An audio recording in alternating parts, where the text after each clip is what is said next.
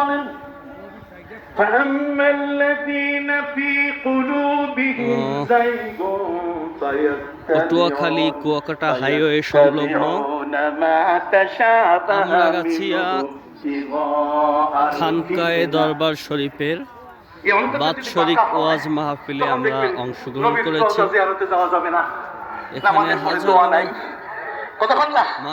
এখানে মানুষ এসেছেন এখানে ওয়াজ মাহফিল শোনার জন্য। আমরাও সাথে অংশগ্রহণ করেছি আলহামদুলিল্লাহ। আপনি কি বুঝেন কি হয়ে গেছে? মাহফিল প্যান্ডেলটা পরিদর্শন করি এবং সাথে ওয়াজ নসিহত শুনি।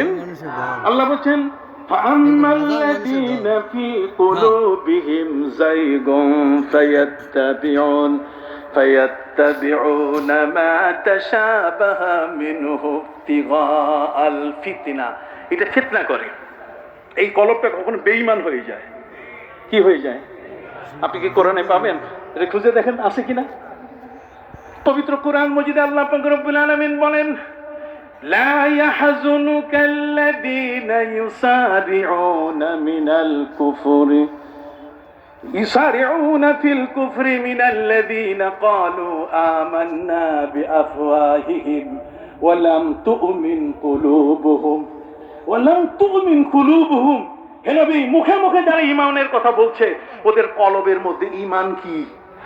তাহলে কলব কখনো কখনো কি হয়? বেঈমান হয়। তাহলে এটা সোজা করা দরকার আছে কিনা?